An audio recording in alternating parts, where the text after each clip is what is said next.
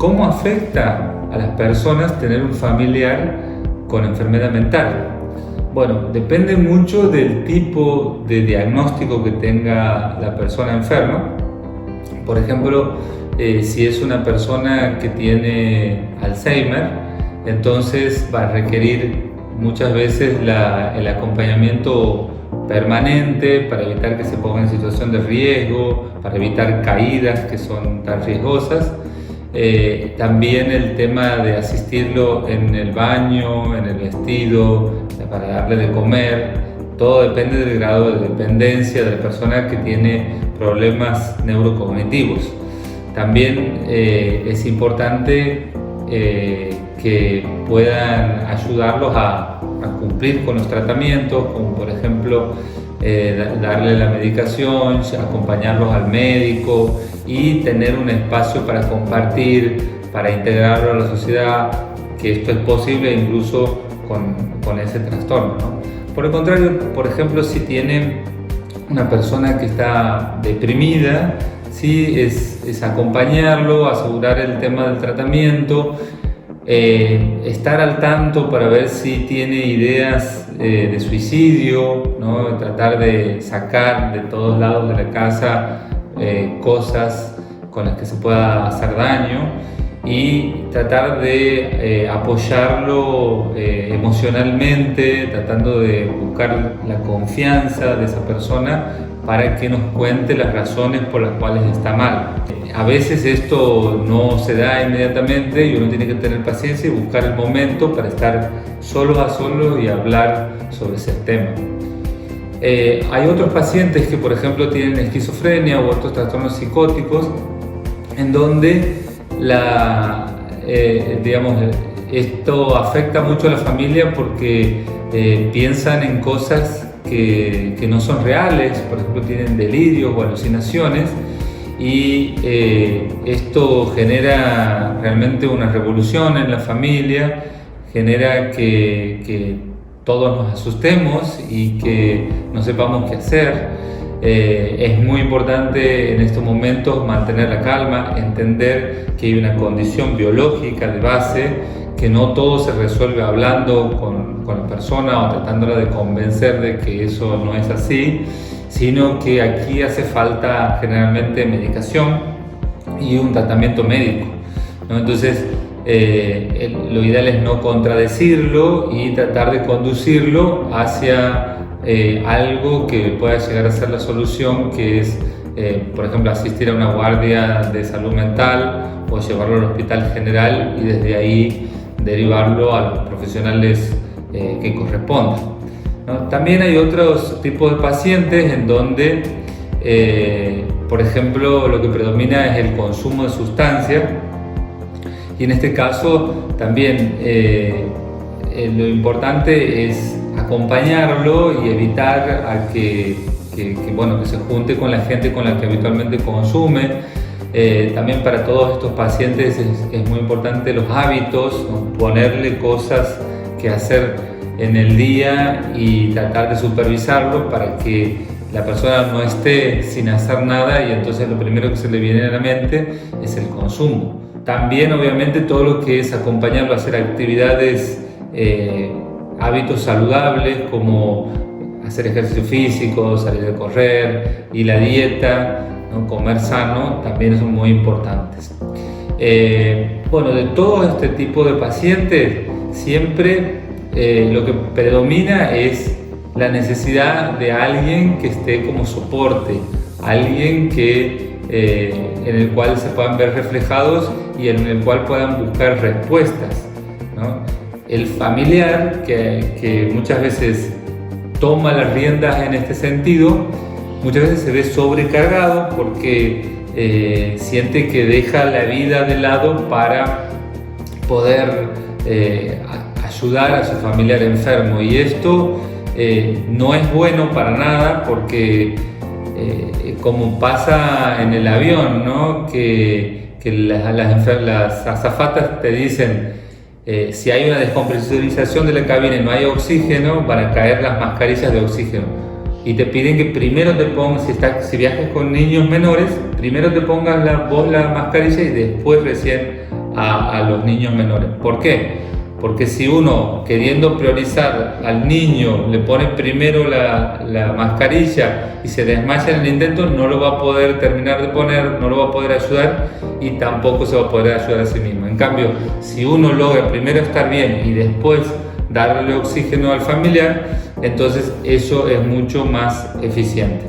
Es muy importante entonces, por más de que tengas un familiar enfermo, conservar tu vida, tus amigos, tus hábitos, tu trabajo. No es sano dejar todo por el familiar, y para eso también es muy importante hablar con el resto de la familia para poder ir dividiendo tareas y tratar de que todos puedan colaborar, que ninguno se sienta culpable, pero a la vez descomprimir a la persona que generalmente se hace cargo.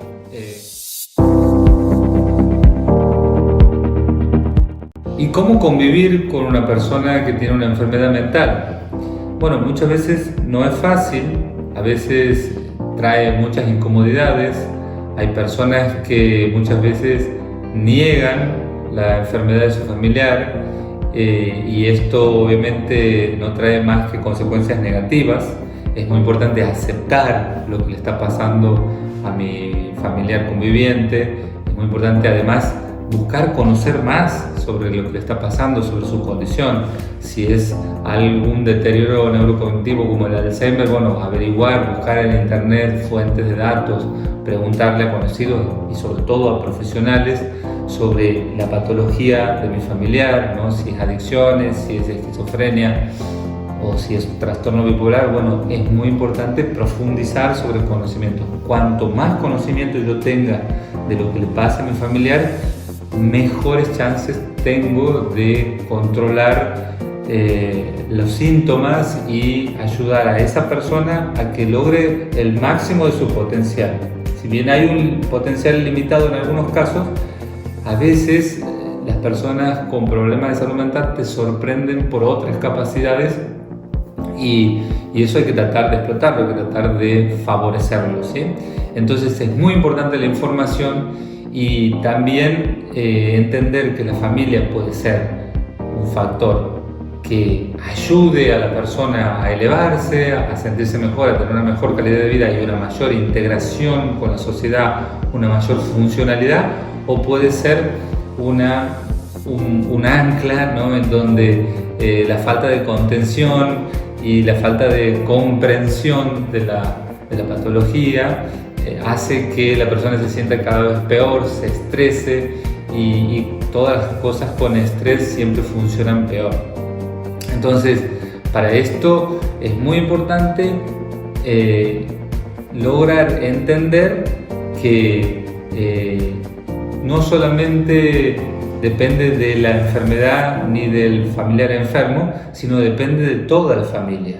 Y toda la familia en algún momento se siente mal y a veces hay uno o dos que también van a necesitar contención psicológica, emocional o incluso psiquiátrica, y es importante no retrasar la consulta para poder tener la patología dentro del campo de la salud mental controlada.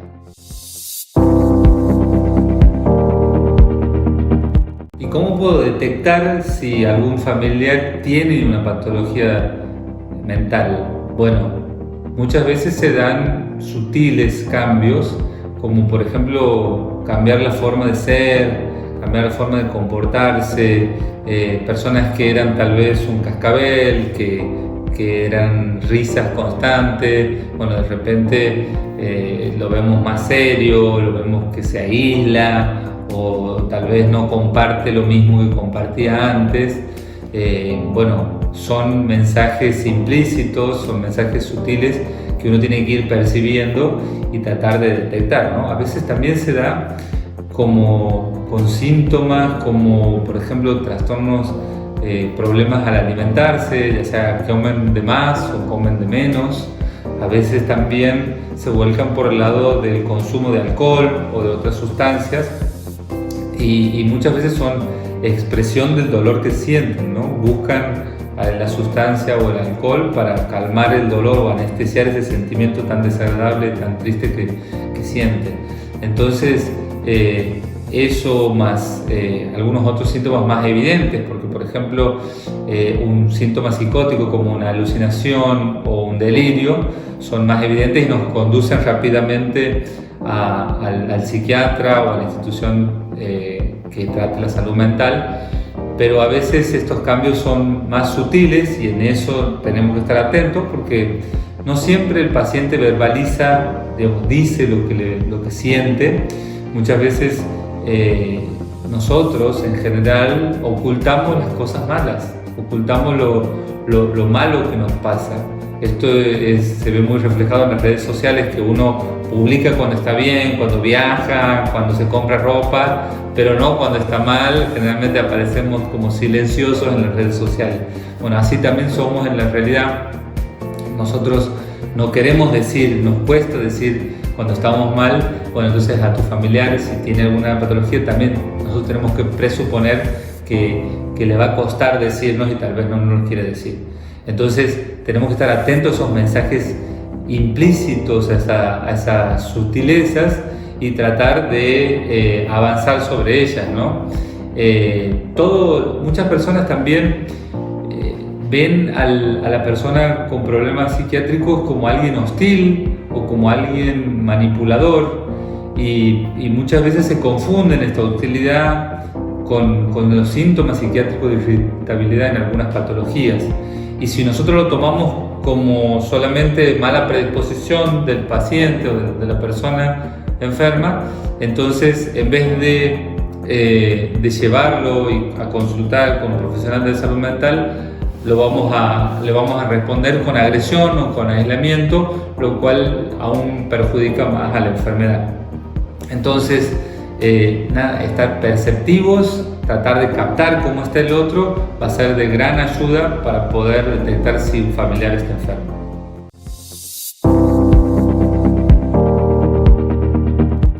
¿Cómo influye la familia en la evolución de una persona que tiene algún problema de salud mental?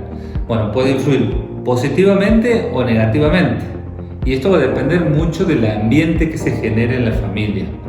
En las familias en donde no hay contención, no se escucha, la comunicación es mala, no se comparte demasiado y el ambiente es tenso y por ahí hay agresividad o irritabilidad, bueno, eso influye negativamente en la persona enferma y puede condicionar al aparecimiento de síntomas, o sea, va a generar más síntomas que otra persona que por ahí esté en una familia en donde hay armonía, por lo menos digamos temporalmente, donde hay contención, donde hay escucha y donde la gente se interese por los problemas del otro y cómo resolverlos, ¿no? Para eso es importante buscar información sobre las patologías que tiene el familiar y tratar de ponerse entre todos de acuerdo para tomar las decisiones que hay que tomar para hacer que la calidad de vida mejore.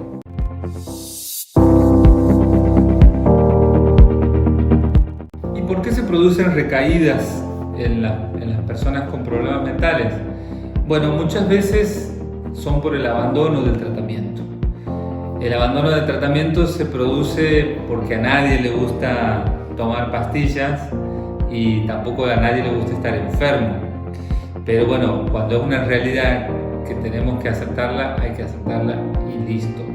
Digamos, la aceptación también lleva a la aceptación de la necesidad del tratamiento, a la conciencia de la enfermedad. Y esto muchas veces fluctúa, ¿no? Hay momentos en donde uno está más consciente y cumple con el tratamiento de manera prolija y hay otros momentos en donde uno está más laxo y ahí es donde hay más riesgo de recaída. Muchas veces también son los efectos adversos de la medicación que hacen que la persona se siente incómoda tomando la medicación y esto digamos es difícil de manejar. A veces uno cuando va al médico quiere decirle que está bien y que su tratamiento es bueno y entonces por ahí esconde o se olvida de contar algunos efectos adversos, pero después me molestan todos los días, ¿no? Entonces por ahí la medicación me hace aumentar de peso, entonces la dejo. La medicación me genera somnolencia, me da sueño y entonces la dejo. O la medicación me produce un gusto metálico en la boca y entonces también la dejo. Pero el médico tiene cierta cintura para cambiar los medicamentos y dejar que nos siga dando la parte positiva de los medicamentos, pero sin tener los efectos adversos. Entonces vale mucho la pena hablar con el profesional y poder contarle exactamente lo que te pasa y todo lo que te pasa para poder modificar los tratamientos y de a poquito ir llegando a un tratamiento que tenga la menor cantidad y intensidad de efectos adversos y que tenga la efectividad que uno necesita para poder estar bien.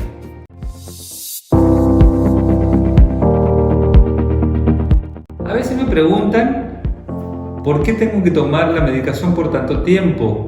Y también me manifiestan preocupación por volverse adictos a la medicación psiquiátrica y bueno, les preocupa también que es cuando dejan la medicación algunos síntomas vuelven.